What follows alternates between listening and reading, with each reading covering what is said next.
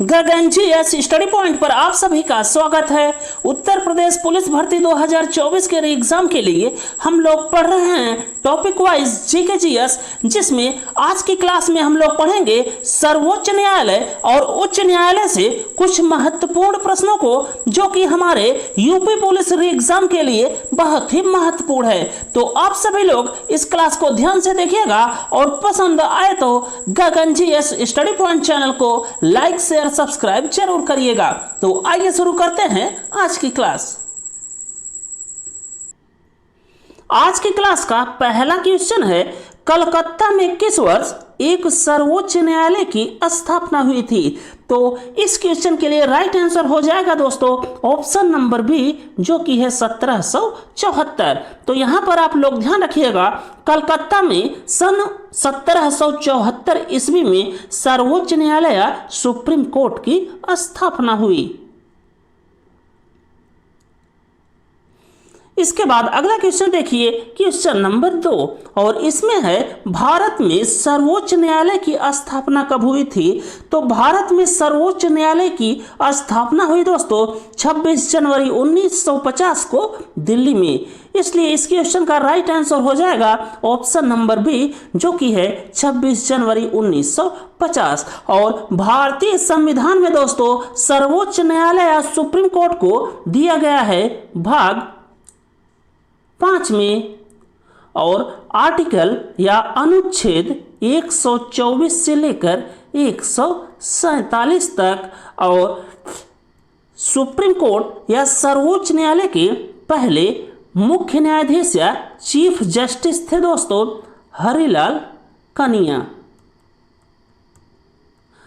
और वर्तमान में दोस्तों 50वें चीफ जस्टिस या मुख्य न्यायाधीश है दोस्तों भारत के डीवाई चंद्रचूड़। इतनी बात दोस्तों आप लोग इस क्वेश्चन से ध्यान में रखिएगा कि भारत में पहली बार सर्वोच्च न्यायालय या सुप्रीम कोर्ट की स्थापना हुई 26 जनवरी 1950 को दिल्ली में, और सुप्रीम कोर्ट या सर्वोच्च न्यायालय को दिया गया है दोस्तों भारतीय संविधान के भाग 5 में आर्टिकल या अनुच्छेद 124 से लेकर 147 तक। और सुप्रीम कोर्ट या सर्वोच्च न्यायालय के पहले मुख्य न्यायाधीश हुए दोस्तों हरिलाल कनिया, और वर्तमान में दोस्तों सुप्रीम कोर्ट या सर्वोच्च न्यायालय के मुख्य न्यायाधीश हैं, जो कि हैं 50वें, और वो हैं डीवाई चंद्रचूड़।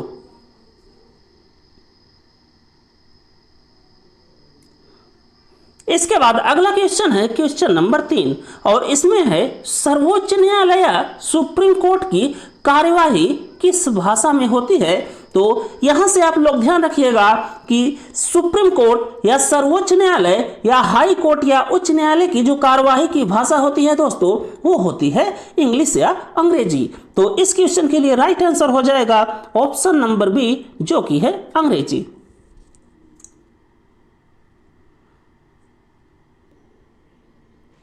इसके बाद अगला क्वेश्चन देखिए क्वेश्चन नंबर 4, और इसमें है वर्तमान में भारत के सर्वोच्च न्यायालय में कुल कितने न्यायाधीश हैं? तो इस क्वेश्चन के लिए राइट आंसर हो जाएगा दोस्तों ऑप्शन नंबर डी, जो कि है 34। और इसमें दोस्तों एक चीफ जस्टिस हैं या मुख्य न्यायाधीश हैं, और 33 अदर जजेस हैं या अन्य न्यायाधीश हैं। तो इस बात का आप लोग ध्यान रखिएगा, भारत के सर्वोच्च न्यायालय में वर्तमान में कुल न्यायाधीशों की संख्या है 34, जिसमें एक हैं सीजे या मुख्य न्यायाधीश और 33 हैं अन्य जजेस या अन्य न्यायाधीश। और यहीं पर आप लोग ध्यान रखिएगा कि जब सर्वोच्च न्यायालय की स्थापना हुई 1950 में, तब कुल न्यायाधीशों की संख्या थी दोस्तों 8, जिसमें एक सीजे थे या मुख्य न्यायाधीश थे और 7 अन्य जजेस थे या अन्य न्यायाधीश थे। तो इतना बात आप लोग दोस्तों इस क्वेश्चन से ध्यान में रखिएगा कि जब सर्वोच्च न्यायालय की स्थापना हुई 1950 में, तब सर्वोच्च न्यायालय या सुप्रीम कोर्ट के कुल न्यायाधीशों या जजों की संख्या थी 8, जिसमें एक थे मुख्य न्यायाधीश और 7 थे अन्य जजेस या अदर जजेस। और वर्तमान में सर्वोच्च न्यायालय या सुप्रीम कोर्ट के कुल न्यायाधीशों या जजों की संख्या है दोस्तों 34, जिसमें एक है सीजे या चीफ जस्टिस या मुख्य न्यायाधीश और 33 अन्य जजेस या अन्य न्यायाधीश हैं।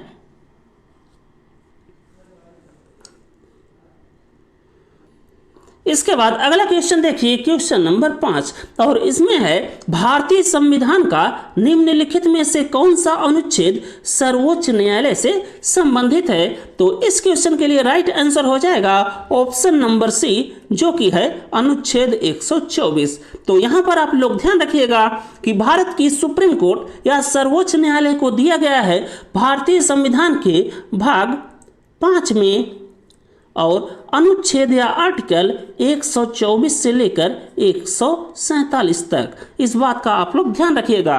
बाकी दोस्तों 108 में दिया गया है ज्वाइंट सिटिंग या संयुक्त बैठक को, और इसे बुलाया जाता है दोस्तों लोकसभा के अध्यक्ष के द्वारा, और ये तब बुलाया जाता है जब दोस्तों किसी बिल या विधेयक को लेकर लोकसभा और राज्यसभा के बीच मतभेद हो जाता है, तो जो लोकसभा के अध्यक्ष होते हैं वो बुलाते हैं ज्वाइंट सिटिंग या संयुक्त बैठक, और इसका प्रावधान है भारतीय संविधान के अनुच्छेद 108 में।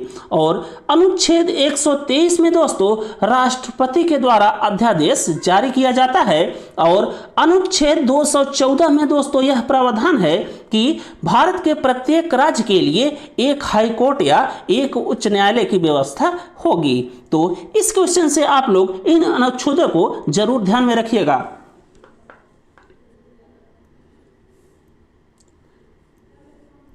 इसके बाद अगला क्वेश्चन है क्वेश्चन नंबर 6, और इसमें है निम्नलिखित में भारत के सर्वोच्च न्यायालय की पहली महिला न्यायाधीश कौन थी। तो इस क्वेश्चन के लिए राइट आंसर हो जाएगा दोस्तों ऑप्शन नंबर बी, जो कि है फातिमा बीबी। इसके बाद अगला क्वेश्चन देखिए क्वेश्चन नंबर 7, और इसमें है भारतीय सर्वोच्च न्यायालय के पहले मुख्य न्यायाधीश कौन थे। तो इस क्वेश्चन के लिए राइट आंसर हो जाएगा दोस्तों ऑप्शन नंबर ए, जो कि है हरिलाल कन्या। तो यहां पर आप लोग ध्यान रखिएगा भारतीय सर्वोच्च न्यायालय के पहले मुख्य न्यायाधीश हुए दोस्तों हरिलाल कन्या, और वर्तमान में दोस्तों हैं 50वें मुख्य न्यायाधीश, और वो हैं दोस्तों DY चंद्रचूड़। तो भारत के पहले मुख्य न्यायाधीश थे हरिलाल कन्या, और वर्तमान में भारत के 50वें मुख्य न्यायाधीश है दोस्तों DY चंद्रचूड़। इसके बाद अगला क्वेश्चन देखिए क्वेश्चन नंबर 8, और इसमें है भारतीय संविधान के अनुच्छेद 143 के अनुसार सर्वोच्च न्यायालय से परामर्श करने की शक्ति किसके पास है। तो भारतीय संविधान के अनुच्छेद 143 के अनुसार दोस्तों सर्वोच्च न्यायालय से परामर्श कर सकता है भारत का राष्ट्रपति। तो इस क्वेश्चन के लिए राइट आंसर हो जाएगा ऑप्शन नंबर बी, जो कि है राष्ट्रपति। इसके बाद अगला क्वेश्चन देखिए क्वेश्चन नंबर 9, और इसमें है सर्वोच्च न्यायालय के न्यायाधीश निम्नलिखित में किसे अपना त्याग पत्र दे सकते हैं। तो सर्वोच्च न्यायालय के जो मुख्य न्यायाधीश या अन्य न्यायाधीश होते हैं दोस्तों वो अपना त्याग पत्र या रेजिग्नेशन दे सकते हैं भारत के राष्ट्रपति महोदय को। तो इस क्वेश्चन के लिए राइट आंसर हो जाएगा ऑप्शन नंबर बी, जो कि है राष्ट्रपति। इसके बाद अगला क्वेश्चन देखिए क्वेश्चन नंबर 10, और इसमें है कॉलेजियम प्रणाली का गठन कब हुआ था जो सर्वोच्च न्यायालय एवं उच्च न्यायालय में न्यायाधीशों की नियुक्ति के लिए राष्ट्रपति को सलाह देती है। तो कॉलेजियम प्रणाली का गठन हुआ दोस्तों 1993 में। तो इस क्वेश्चन के लिए राइट आंसर हो जाएगा ऑप्शन नंबर बी, जो कि है 1993। इसके बाद अगला क्वेश्चन देखिए क्वेश्चन नंबर 11, और इसमें है सर्वोच्च न्यायालय या उच्च न्यायालय के किसी न्यायाधीश को कैसे हटाया जा सकता है। तो इस क्वेश्चन के लिए राइट आंसर हो गया दोस्तों ऑप्शन नंबर सी, जो कि है संसद के विशेष बहुमत के द्वारा। तो यहां पर आप लोग ध्यान रखिएगा सर्वोच्च न्यायालय या उच्च न्यायालय के किसी भी न्यायाधीश को उसके पद से हटाया जा सकता है सिर्फ संसद के विशेष बहुमत के द्वारा। इसके बाद अगला क्वेश्चन देखिए क्वेश्चन नंबर 12, और इसमें है इलाहाबाद उच्च न्यायालय की स्थापना कब हुई थी। तो इस क्वेश्चन के लिए राइट आंसर हो जाएगा दोस्तों ऑप्शन नंबर बी, जो कि है 1866। तो यहाँ पर आप लोग ध्यान रखिएगा, इलाहाबाद उच्च न्यायालय की स्थापना हुई थी दोस्तों 1866 ईस्वी में, और 1862 ईस्वी में दोस्तों 3 हाई कोर्ट बने थे, उसे भी आप लोग ध्यान रखिएगा। तो इसमें था Calcutta high court, Madras high court और बॉम्बे हाई कोर्ट। और इसके बाद दोस्तों चौथे नंबर पर बना था 1866 में इलाहाबाद हाई कोर्ट या इलाहाबाद उच्च न्यायालय, जिसमें दोस्तों जो कलकत्ता हाई कोर्ट है ये सबसे पुराना हाई कोर्ट या उच्च न्यायालय है, जिसकी स्थापना हुई थी भारत में। इसके बाद अगला क्वेश्चन देखिए, क्वेश्चन नंबर 13, और इसमें है निम्नलिखित में सबसे पुराना उच्च न्यायालय या हाई कोर्ट कौन सा है। तो अभी हमने आपको बताया कि सबसे पुराना हाई कोर्ट या उच्च न्यायालय जिसकी स्थापना हुई भारत में वो था दोस्तों कलकत्ता उच्च न्यायालय या कलकत्ता हाई कोर्ट। इसलिए इस क्वेश्चन का राइट आंसर हो जाएगा ऑप्शन नंबर ए।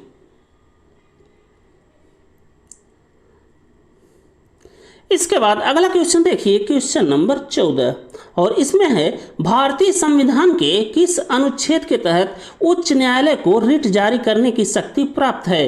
तो इस क्वेश्चन के लिए राइट आंसर हो जाएगा दोस्तों ऑप्शन नंबर सी, जो कि है अनुच्छेद 226। बाकी दोस्तों सुप्रीम कोर्ट में रिट जारी होती है अनुच्छेद या आर्टिकल 32 के अंतर्गत, और हाई कोर्ट में रिट या याचिका दायर होती है दोस्तों आर्टिकल या अनुच्छेद 226 के अंतर्गत। इसके बाद अगला क्वेश्चन देखिए, क्वेश्चन नंबर 15, और इसमें है वर्तमान में भारत में कुल उच्च न्यायालय या हाई कोर्ट की संख्या कितनी है। तो इस क्वेश्चन के लिए राइट आंसर हो जाएगा दोस्तों ऑप्शन नंबर बी, जो कि है 25।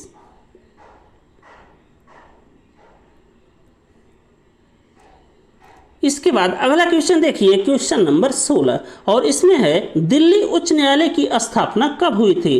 तो इस क्वेश्चन के लिए राइट आंसर हो जाएगा दोस्तों ऑप्शन नंबर सी, जो कि है 1966। इसके बाद अगला क्वेश्चन देखिए, क्वेश्चन नंबर 17, और इसमें है यदि राष्ट्रपति और उपराष्ट्रपति दोनों का पद खाली हो तो राष्ट्रपति के दायित्व का निर्वहन कौन करता है। तो इस क्वेश्चन के लिए राइट आंसर हो जाएगा दोस्तों ऑप्शन नंबर सी, जो कि है भारत के मुख्य न्यायाधीश। इसके बाद अगला क्वेश्चन देखिए, क्वेश्चन नंबर 18, और इसमें है राज्य में जिला न्यायाधीश की नियुक्ति कौन करता है। तो राज्य में जिला न्यायाधीश की नियुक्ति करते हैं दोस्तों राज्यपाल महोदय। तो इसलिए इस क्वेश्चन का राइट आंसर हो जाएगा ऑप्शन नंबर बी। इसके बाद अगला क्वेश्चन देखिए, क्वेश्चन नंबर 19, और इसमें है भारत में पहली लोक अदालत की स्थापना किस राज्य में की गई थी। तो भारत में पहली लोक अदालत की स्थापना की गई दोस्तों गुजरात राज्य में। तो इसलिए इस क्वेश्चन का राइट आंसर हो जाएगा ऑप्शन नंबर सी, जो कि है गुजरात। इसके बाद लास्ट क्वेश्चन देखिए दोस्तों आज की क्लास का, वर्तमान में इलाहाबाद उच्च न्यायालय के मुख्य न्यायाधीश कौन हैं। तो इस क्वेश्चन के लिए राइट आंसर हो जाएगा दोस्तों ऑप्शन नंबर ए, जो कि है अरुण भंसाली।